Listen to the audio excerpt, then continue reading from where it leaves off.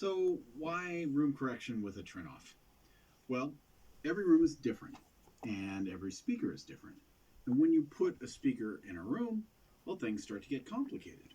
Because what you actually hear is a combination of the speaker, the room, its size and shape, of course, the materials on all the surfaces in the room, and then the furniture, console, anything that's inside of the room, including you, the listener, and where you sit. So that's how it all works together. When sound leaves the speakers, the reflections, the resonances, and other phenomena combine in the air to change the sound as it reaches your ears. Now, this not only affects frequency response, but also the image perception, the depth, impact, and dynamics, just about everything. So these changes affect the way you create audio and mix music. For example, if you're mixing the bass and drums together in a music mix, and you go to the car to listen back to your mix and you find that the bass is either way too loud or way too soft, what you're hearing is the result of room reflections creating interference. Okay, let's just stop that part there because that part there is completely utterly misleading. Because what you're creating in a mix, if it's synthetic, is completely electronic, and it's totally created in, so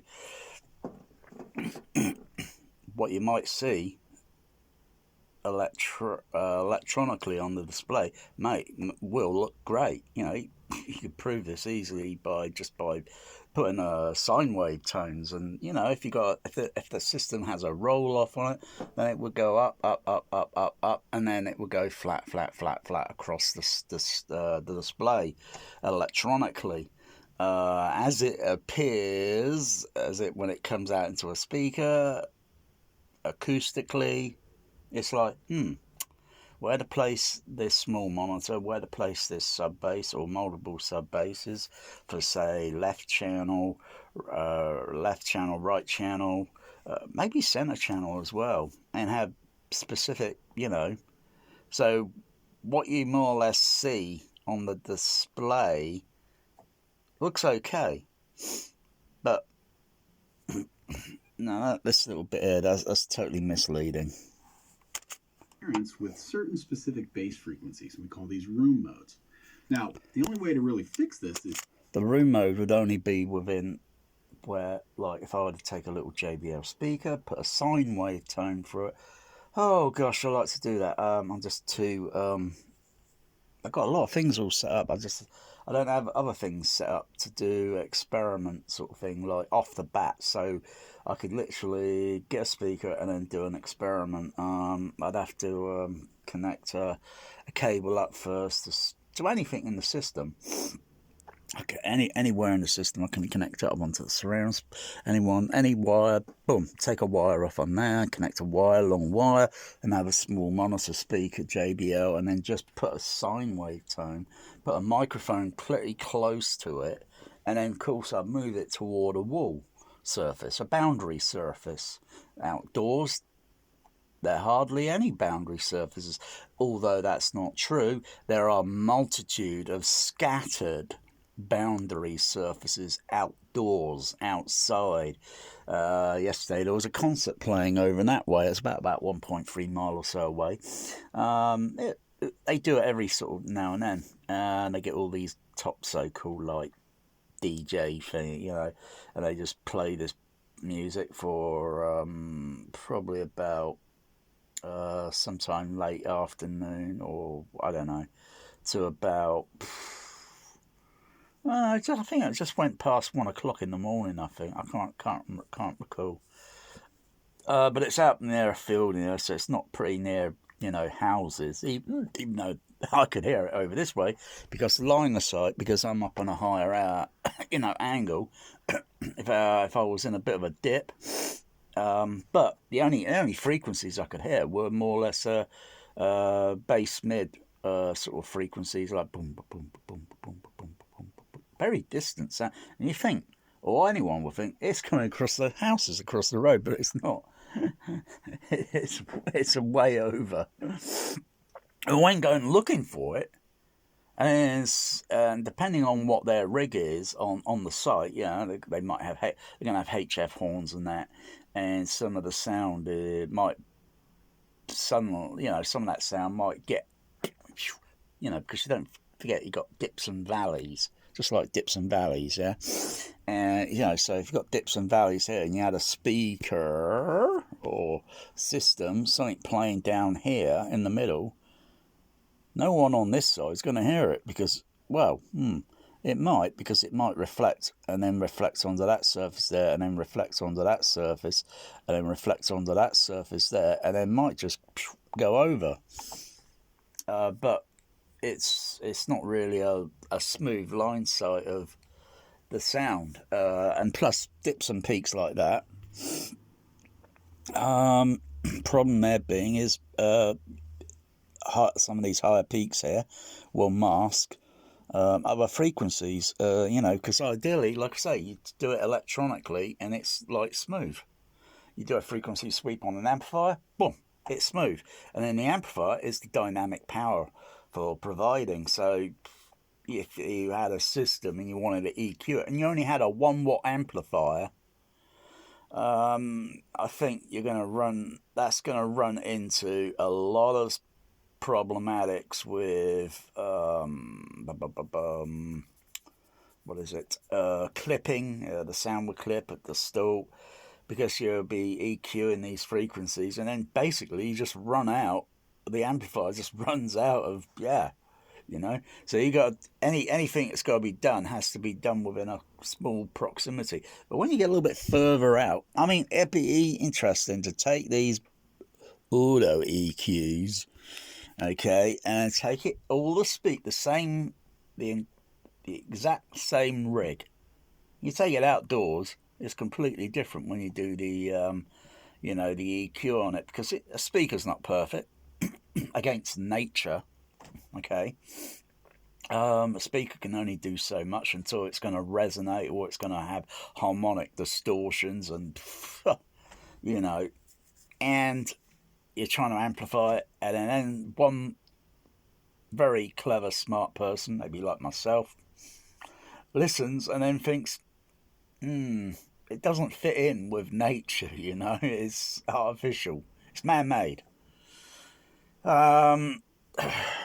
It's like if you do a recording of Tweety Birds and you think, okay, you play that through a specific HF horn or something, it's going to have the dynamic range, blah, blah, blah, and you stick those horns up, high up, like Atmos trees and that, and then play the birdies, and then does it sound like birds? Depending on the recording, as long as it's not looping over, and then someone realised, I think I heard that same bird tweet again. It sounds like it's looping. Build a room with new dimensions, or put some radical acoustic treatment in there to deal with bass frequencies. Maybe move the speakers to very weird locations to get them to sound right in the room, or move your mix position. There's really not much you can do to change this without radical construction. It's physics. It's interesting how Trinnov gets the snobby class audio mixers. I can tell by, but I could tell this guy would go from normal to psycho probably in just a few seconds. Me, I'll go normal to psycho in just a few milliseconds. Or actually a nanosecond, actually. It's interesting the way they use the intimidation of the marketing here with that sort of look and all that, Sorry, it don't wash. Like, oh, I should buy a Trinnov. Should I buy a stormaudio? Oh, because it's got a Dirac, a Genesis, or whatever, an Odyssey. Can it do it all? Hey, if it hasn't got 20,000 PEQ filters to adjust per channel in that entire channel system, I could go on the CB radio and I look at the 27 meg. I go through channel. If I had a ham radio, it would be a display. It'd be just like a Spectrum Lab display, and I'll see the frequency range, say down maybe, depending on what meter band I'm on, I might see it going down to 25 meg up to partly maybe near 28 meg. but not the entire 28, because you've got to go up to another meter band or such. And I can see the whole display, and if I could see a station modulating, I think, oh, down there. But that range coverage going from there up to there, that's just the airwave bands, and that's quite. You look at any transmission. If it was someone just transmitting something, could be anything. Would appear like a sine wave tone.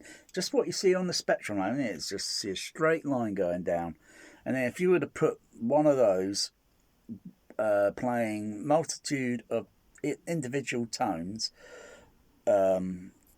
say 100 hertz, 101, 102, and so on, up and up and up and up. Oh gosh, can you imagine that? But you got to get so many stations, thousands of stations, because it'll be literally. Yeah, so they get all these trinnov people. They think they're smart and clever. Please, really. Every time I transmit on the radio, my signal goes around the earth 7 times in just 1 second at the speed of light, and yet my modulation, the talking, the speech, is at the speed of sound. Yeah, you're not that clever, mate. Radical construction. It's physics. What are you going to do? Oh, I'll masturbate. Optimization with the radical construction. It's physics. What are you going to do? Oh, masturbate. So that's where room optimization with the radical construction. It's physics. What are you going to do? So that's where room optimization sod off, trinnov. Comes in. Yeah, the trinnov. Yeah, aim for the snobs. Aim for the snob market, because crikey, this is tens of thousands of grand. Crying out loud. And it ain't going to fix it all. You spent tens of thousands of grand, and gosh golly, if it hasn't got 20,000 PEQ filters, then you're just wasting your time. You still have a little bit there, and you're just chasing your tail around and round and round and round. Here we go again. It's like I haven't got this rigged in. It's powered on Behringer FBQ 2496. There's 20 band there on channel A and 20 band there on channel B. I could loop the 2 channels together, and then that would give me 40 band. The range of the frequencies go from 20, which I think they really should go a little bit lower, down to 0 hertz, and then 1, and then 2, 3, 4, 5 hertz, etc. And it goes up to 20. I don't think you need to go anything really seriously above 20,000 kilohertz. Seriously, go down to the lowest, because you can feel it with specific speaker, specific setup design, and you can feel it. Okay. But when you go up high, and that, forget about it. Even when you get up above 10,000 kilohertz, it starts getting difficult. And it's like, on the average daily basis, I would say our hearing range, because we're stupid, don't forget, because we've only evolved to a certain point, and as other species have been around on this planet a lot longer than we have, and their hearing range auditory is way over ours. We're stupid. That's dumb. That's why mixers mix crap music sometimes, because we're dumb. You could put a crossover frequency at, say, 48 dB. It's not totally steep. Need something like an elliptical. I think it's like that, isn't it? Like completely, it looks vertical. And put a crossover there at, say, maybe 10,000 kilohertz. And then what can you hear on those tweeters? Music-wise, that is. Fundamentally, nothing. Something that's instrumentally played, not electronical. I mean, how much of the sound are you going to hear above it? And even if you do, it's going to sound very weak. It would probably need specific mixing, addressing it, to making it bigger. Than, because as you go up high and high, in nature, the wavelength for the frequency just gets tiny. And eventually, you're going to be thinking, I can maybe hear it. Some sci-fi movies like Alien 3, I think you got one inside you. That's not possible. What does it look like? Horrible. the CAT scan scene, and that goes up to a pretty high frequency, and I could just about pick out the pitch and pinching sound on my ear, like ow, that's where it does that CAT scan. But it's sci-fi. It's like a light system or thing that comes down and goes scans Ripley, you know. Yeah, I go around with my sniffer, you've seen it, and it just picks up just anything, put it near certain things, and it just picks up the noise from that electronics. All this here is generating certain random frequencies of noise. Can't hear it, can't put a microphone near it. It's a totally different thing. It's electromagnetic. I used to get some microphone and it is tending to pick up something. Compensate for room modes. Room optimization with a trinnov comes in. A trinnov processor can compensate for room modes or anomalies in your mix environment so that your mixes translate to the rest of the world accurately. Bullshit! This can help build trust in yourself and your mix environment, allowing you to work faster and more creatively.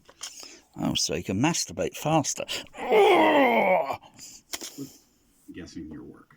So lots of recording professionals talk about... Oh, God. Just don't mention near field. I hate that word, near field. Don't mention it. How about, well, when you go near, well, what about earphones? Well, that's ultra near field, isn't it? Speakers. And then you, oh, God. I can't stand these fake propaganda trinnov videos. I really can't. Great mixes. And while this is true, it takes a lot of time to do it in order to make great mixes. And while the professionals What's going on there? About learning your speakers in order to make so it's rising up and down. So it's on a rig where it's just moving up and down. Big deal. No big deal there. You don't have to. Those look like Yamahas. Takes a lot of time to do it, and it takes away a lot of valuable energy from the creative process. So wouldn't you just rather dial in the amount of bass that you want to hear and not have to worry about the amount of bass that you need in your room so that it sounds good in other environments? Oh, God. I've been to UCI at High Wycombe. The bass there will put the trinnov, that's 16 sub bass, whatever they got. It would put that literally in the dust. I mean, literally. I mean, I can remember how the THX trailer sounded, the Broadway one, and then Arachnophobia for nearly the first, I think the first reel of the film. I think the first reel. So average reel on films about 20 minutes. Sometimes they could be 15. And then you get the Q dots, but the Q dots only there really if it's doing an A, B, C or whatever projection changeover. But you put all the feature, you make it all up, and you put it on a cake platter. I know that's what I want to be able to do. That's why sometimes you see a print version on a Laserdisc, and you got the Q dot, and that's a print version. It's not an inter positive, inter negative, or whatever they call it, where it doesn't have the Q dot. Today you don't see Q dots because they're not showing A, B, C, D, and whatever projectors. That's only on film prints that have survived. I don't need this piece of black box rubbish. Once I properly measured and optimized my room with the trinnov, I didn't have to do that anymore. What? You didn't have to masturbate anymore? Wow. It's like I'm free now. Freedom!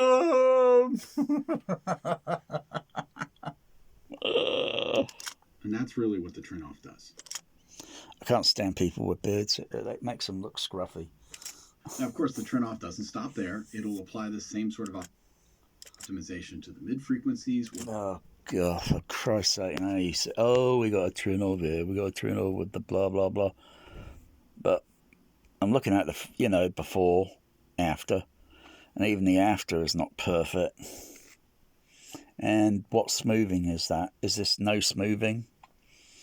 Because you look at the smoothing, and the smoothing is like a focus on a... to me, it's like photography or astronomy. You got a good telescope, you get a bit more magnification. The magnification to look in down on that frequency range. When you look at the electronical frequency range on an amplifier, it might be within a tolerance of plus or minus 0.5 dB. It does still, So if you was going to do a perfect, because of the snobby audiophiles out there, okay, yeah, you'd probably want to put the process of the EQ would have to go through so many stages, stage 1, 2, 3, 4, 5, 6, before it even gets to your CT. Because you've got to check the entire B chain. This here is all the B chain.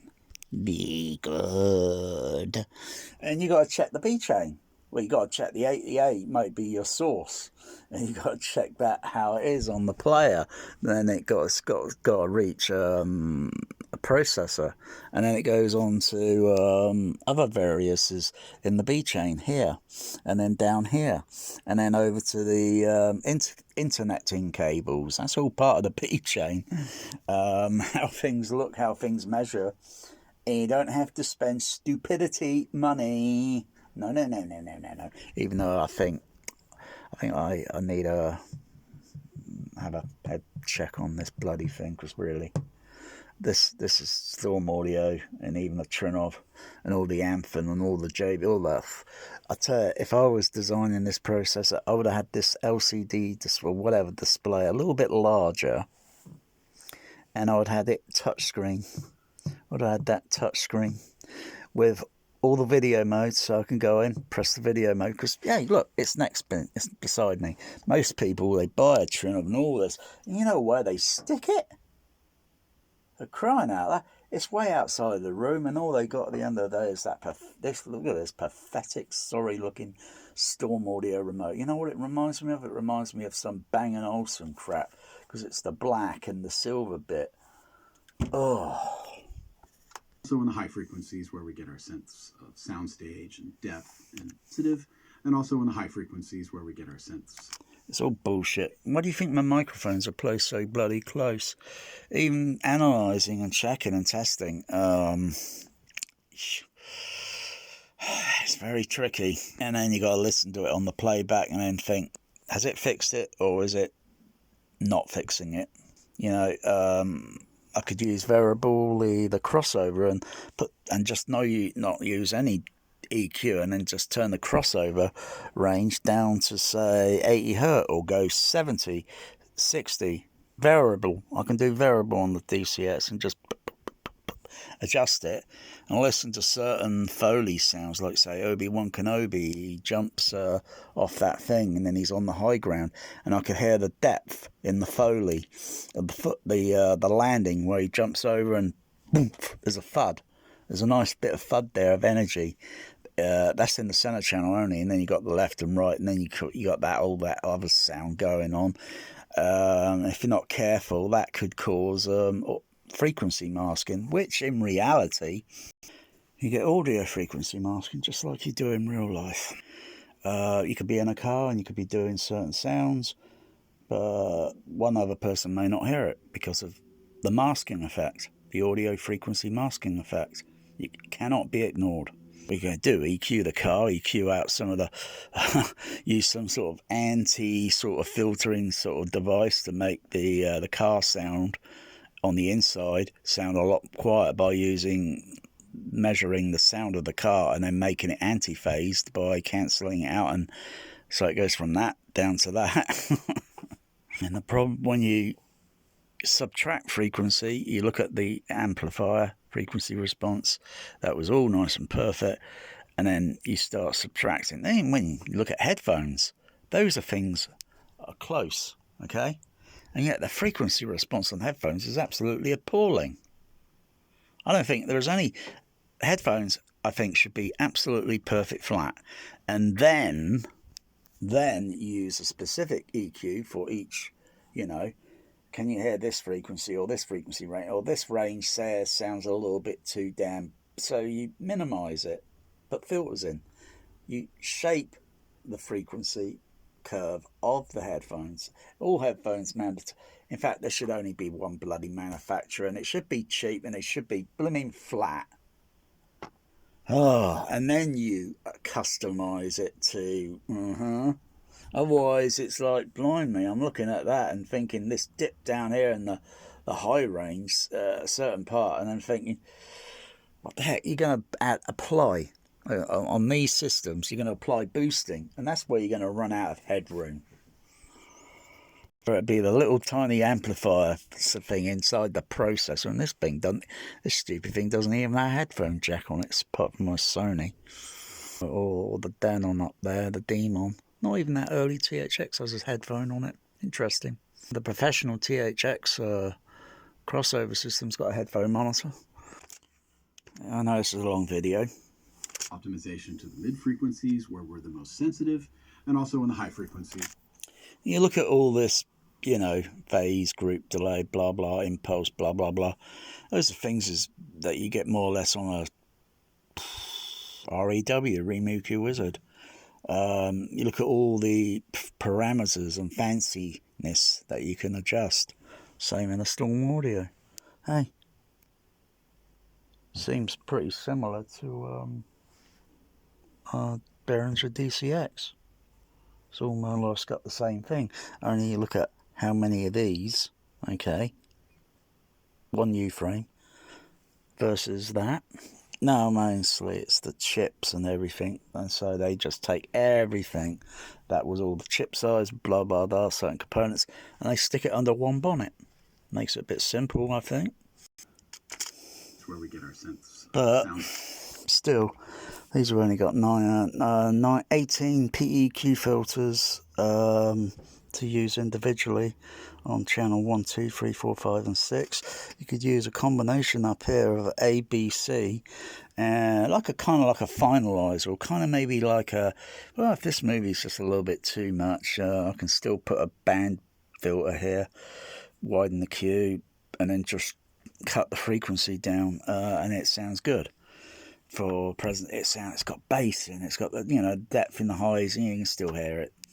I don't think a stormaudio, or well, not even a trinnov can do that. It hasn't got anything like a finalizer. You got individual EQs on it, and they're pretty rubbish. I don't like the Dirac. I don't use it. I don't intend to use it. If it hasn't got 20,000 bands for a highest high end processor. And I thought the CP2, the CP processors were high end. They're third octaves on the CP200. There, it's not the only CP there. I've got quite a few of them. That's 27 band. And you got bass and treble controls, so you can adjust the treble. For when you're looking at the EQing for X curve. We'll also address the phase response of you. Big deal. I could do the phase response there on the DCX. Oddly, stormaudio can't do that, but then that's why I leave all the EQ features mostly neutral on here, and any EQ adjusting has done afterwards before it passes on to the amplifiers. But there's just not enough here. I could put a DEQ in. That's the DEQ. I've got a few of them. It takes up rack space, and I haven't got much rack space left. Or I could put in FBQs, but how many FBQs do I need? Oh gosh, I'll come off this because this guy's getting a bit boring for me. Each speaker in the Alright, just before I go, just give it a little bit more roasting. And provide this in each speaker in the room, the distance and the height of that speaker, and the position of each speaker in the room, the distance and the height of that speaker, and provide this information to the trinnov in order to fine-tune phase and time. Get your monitors into the trinnov in order to find...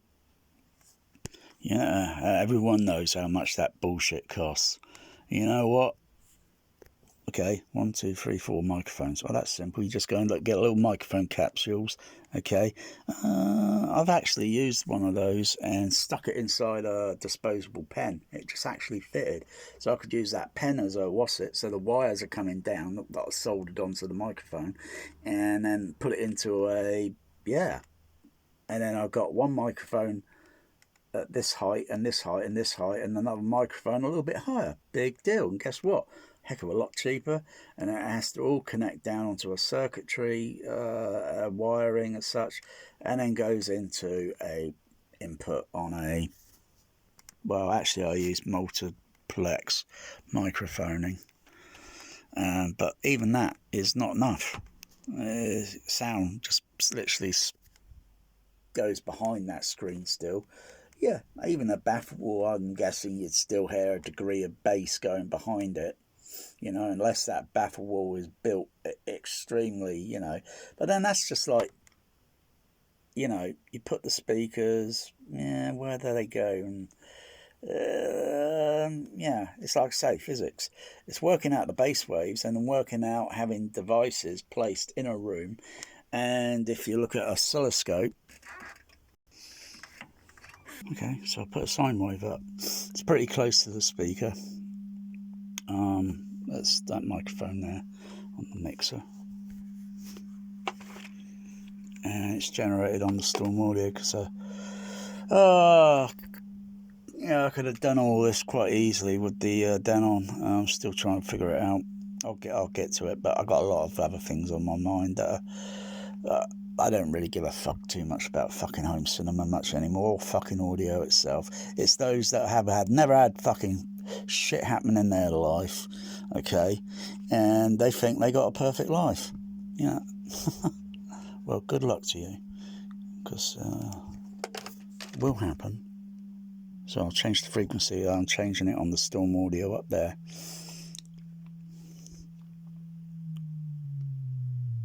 See the wavelength changing. That's 40 Hz. Of course, I need to take up the amplifier gain level a little bit. Now, I'll just put a hose hold on the generator there. If I were to put the microphones specifically around the room, it should give me more or less that result, looking for like dips and peaks and such, like where the waveform, ideally 40 Hz is pretty strong around this range up here a little bit, and if you go a little bit more forward near to the screen, it gets a little bit more powerful because you're near to the speaker. When you get a little bit further away from it, the wavelength changes, the dips and nulls, they start to come in, and yeah, we call it dips and nulls and peaks and valleys, and and you got a mountain up there and you can't pretty much hear it, so oodling is not pretty good there, unless you're up very high on a peak, but then, the higher you go up on the altitude, the air gets thinner and colder. Okay, so, the seating, you look at cinema seating or the arrangement, it goes that way for a certain reason, so if it was flat throughout the whole room, the bass, I would imagine, would be pretty, and so by doing that with the flooring, it changes the wavelength, you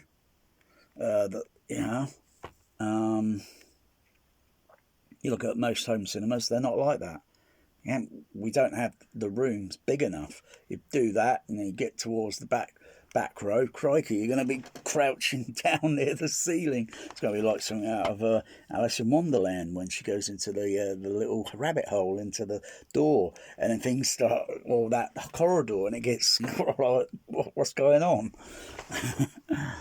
It compresses the frequency. And the high frequencies are okay, but all the other frequencies, because every frequency's got a different wavelength, where it goes that way and that way, so vertically and horizontally. So ideally a speaker should be middle placed positioned of a room. And what speaker do you go for? Well, I haven't got large auditoriums, large rooms, so you've got to use something a little bit smaller to, But the problem there using something smaller is its frequency range can only do so much. Okay, until it gets down to low frequencies. Then you need something else to take over. So you just add on another box that's a little bit bigger in size, but not too big, and apply those to take over from the other frequencies, and so it seems all seamless. It's easy. It's not sub bass. They're not really sub bass. It's just a filter. It's just a box, for crying out loud. Otherwise, I could say that air conditioner purifier there, I can turn that into a sub bass, or turn that air conditioner into, or turn that blooming smoke machine into a sub bass. Ugh. Give me enough time, I'll turn this bloody 1U frame, or turn that into a bloody sub bass. Cut a hole in it, boom, set a speaker in it, put a bit of dampening, boom, sub bass. But it's just a crossover filter. It's just a crossover filter. I always got to do a bit more testing. I'm just so at the moment because of that. Oh, the snobs! I just can't stand snob people. Me, I'm a peasant. I like being a peasant. Half for all the common class poor people to trinnov. Fuck you. So, if I move the microphone a bit further back in the room. Man invents electronics and waits for man to come along, thinking he wants to buy it. For which nature cannot be fooled. It's this guy again. For which on the laptop, for which sounds so screwy, no one believes them. Online oscilloscope there. It's not enough to pick up the waveform. Go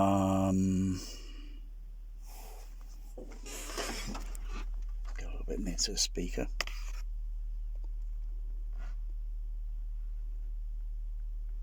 Probably got to adjust the gain level. It's only set to a specific. It's a little bit difficult on this one. This thing's got to be a little bit closer, or an internal microphone connected, because it's a little bit difficult. I'm trying, but it's not like I've given up. I've tried anyway. I'll go better with that. That was a little bit too high there.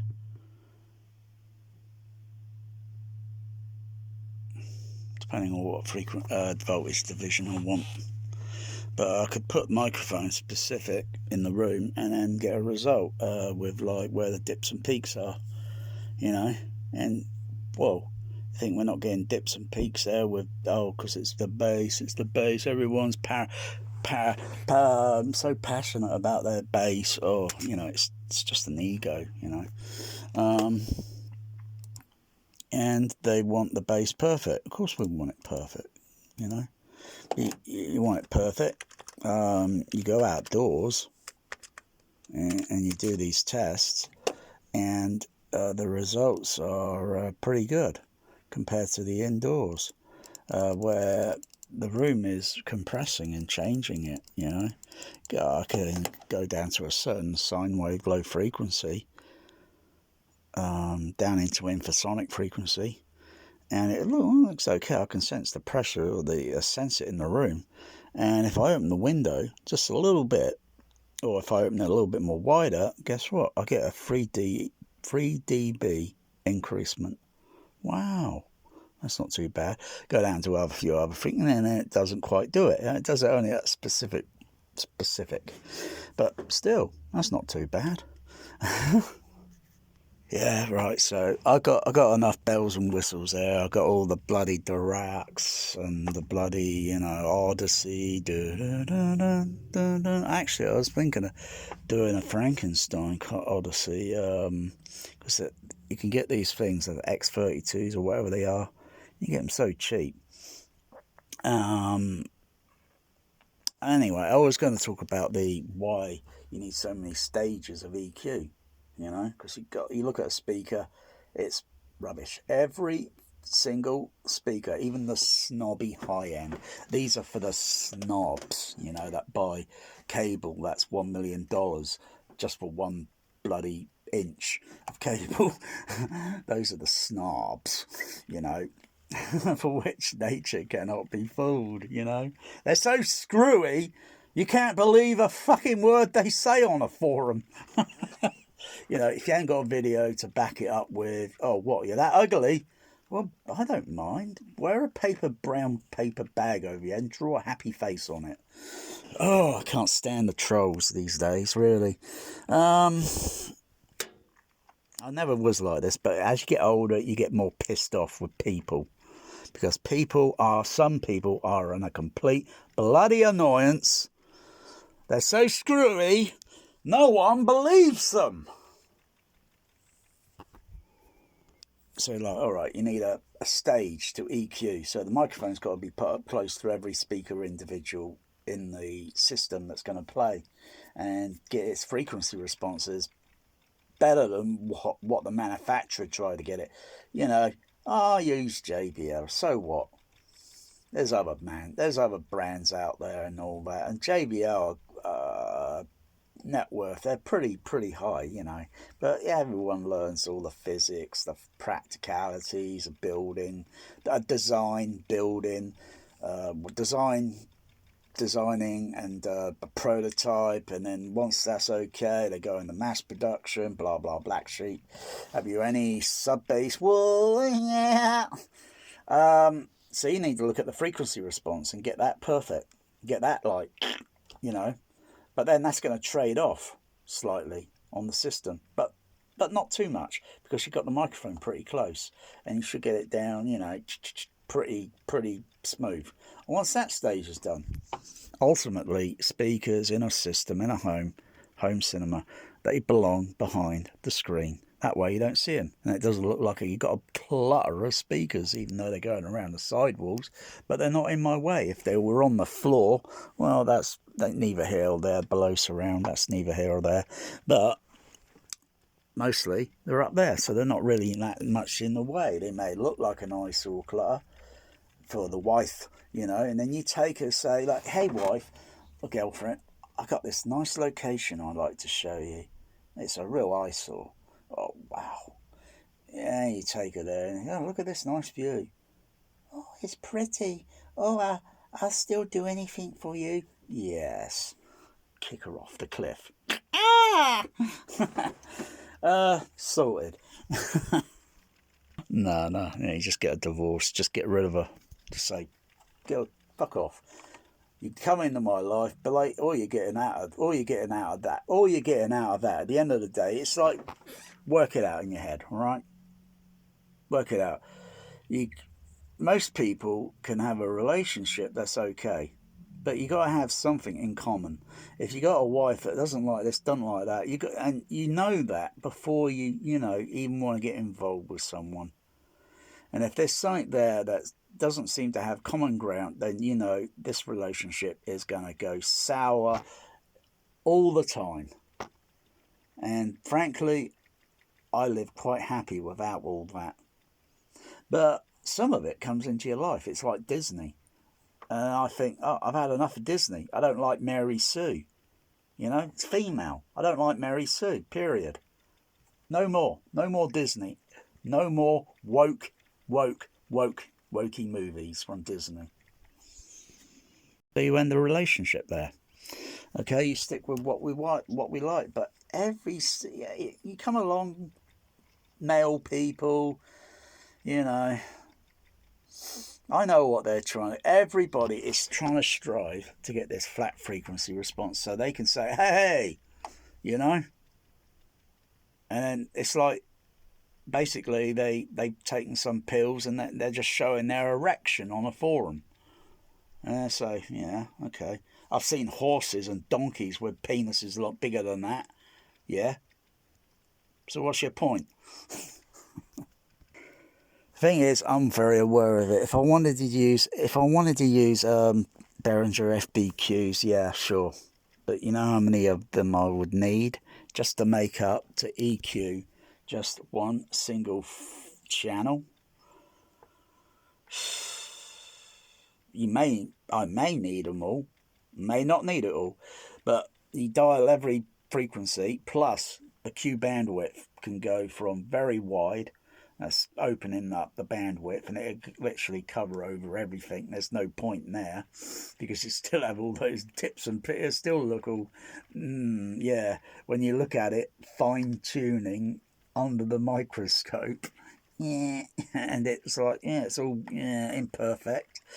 Oh, you could go down to, you could use very, very, very narrow Q bandwidth on it. I mean, very, very narrow. It would only go down so narrow, I think, on a DCX, even on a Storm or a Trinnov. It'll only go down so narrow until you realise, yeah, there's something problematic there I can't address. You know, this Trinnov says it, and stormaudio says it can do it all. Bullshit!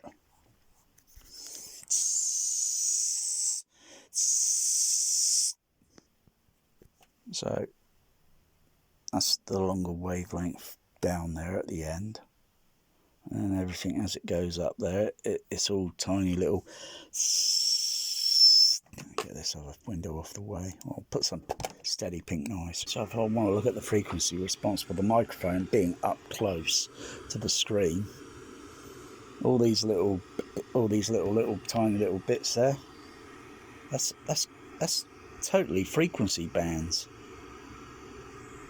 Slow it down because the pink noise is so active. It's dancing around. It's modulating. It's moving around, amplituding up and down, up and down, up and down, up and down, up and down, up and down, up and down. Average.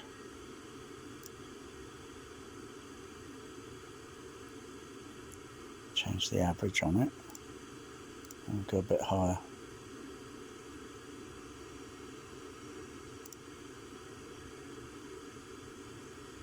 You look at that, the microphone won't pick up my voice too much because it's pretty close to the speaker, the screen, HF horn. You look at that and it's like, you really need individual PEQ to address all that, and that's only going from a rough average range. Maybe the crossover says 500 Hz. That doesn't mean the sound totally stops at 500. It's still going down 400, 300 because of the slope on the crossover. But you look at that, that's not ideal.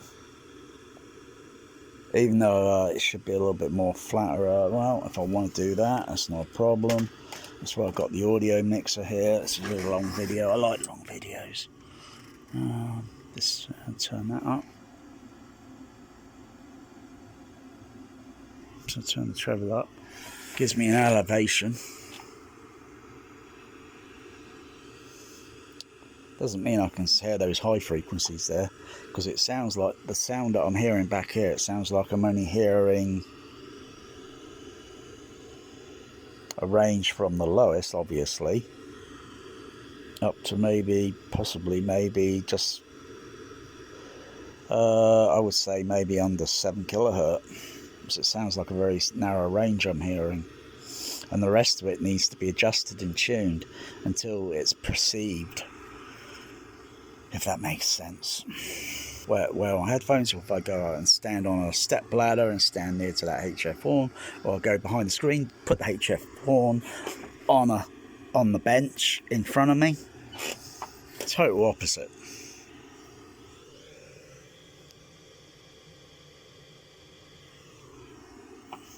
But I have tried this principle so many times by putting the microphone, because what happens there with putting a speaker behind the screen, you get this just mute that, you get this, so do that again.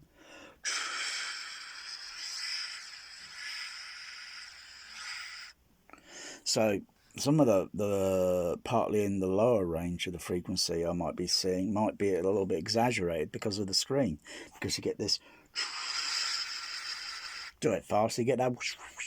Sounds a little like Legine Jar oxygen. Do do do do do. Shh. Do do do do do. Shh. Yeah, I could have been a musician, but I can't read notation, so what? Alright, so I'll be surprised if most people can get through this video. Most people can't. Most people think, what the fuck is he talking about? Well, the fuck I'm talking about is most things that most common people have automatically common sense, you know. Why did I buy a Storm Audio? Just so I think I could hear more output decodering from a Dolby Atmos movie, or maybe the pan through. The pan through thing is more or less, yeah, it's a little bit different to the Denon. And plus it adds a few more extra height channels on, but you do get fake Atmos mixes. Like, I thought I was really getting off, you know, on Air Force One, you know, but it is a fake up mix. It's a bullshit mix. Sony said they would never release their SDDS 8-channel version to the consumer home cinema market, and they keep it strictly just for cinema. So am I listening to any part of the originality of the, say, like left center, right center on Air Force One? Because it has some, well, it says, you know, and is it legit? Is that to the actual SDDS mix? I don't know what it sounded like. I don't even know I've got an SDDS processor. I've got a few of them. But, you know, that needs a 35 print with the code on it too. But if the code was put on too, all I have to do is figure a way around it to do a modification, and then bam, it could pass through onto the decoder ring. Because it's looking for a specific signal, like the signal like for DTS is raw, like sounds like pink white noise. Dolby Digital is kind of I'm just trying to remember the noise signal it makes now. Gosh, I've forgotten what the sound of the Dolby Digital noise actual raw signal sounds like. I'd have to look for a video or try and produce it somehow. Mostly I could probably do it on AC3 Laserdisc and just bypass the AC8RF demodulator, and it has a specific tone signal to it that can only be read by the decoder. It's just like that's the days with CB radio, and someone had a black box and said, "You want to borrow this?" And it was a very small black box, almost the size of an RF demodulator for a Yamaha AC Laserdisc. You just put your microphone in it, and basically it only scrambles. It's a voice scrambler, and to everyone else, they think someone's on the sideband, you know, and then they go checking around on the sideband trying to clarify, tune in what frequency they're on, and they think, I don't know what frequency they're on, but I can't hear. It's still, you know, and they're scratching their heads because someone's using a voice scrambler. It's, you got to have the same box and to decode the modulation. I'm going to end the video there because, you know, trinnov is not all the bells and whistles. Storm Audio is not all the bells. Anthem, JBL, Denon, blah, Black Sheep. Odyssey, load of rubbish. Unless all these EQs out there, they're all a load of rubbish. They're wasting my bloody fucking time unless it has got a frequency band, PEQs, that's going to take this matter serious for the user, end user. 0 hertz or 0.1 hertz, all the way up to 20,000. Doesn't need to go any higher than that. Otherwise, you're just going to hear. Well, you wouldn't even hear that. That's an audible frequency that I'm doing. That's around about, because I can see it on the RTA up here. I'll go close to the screen. Or if I do this with my nose, it goes a little bit higher. Yeah. So we can do high frequency if you're doing that, because it's like a noise. When you go like that with your lips, it only produces a narrow range. It goes and then rolls off.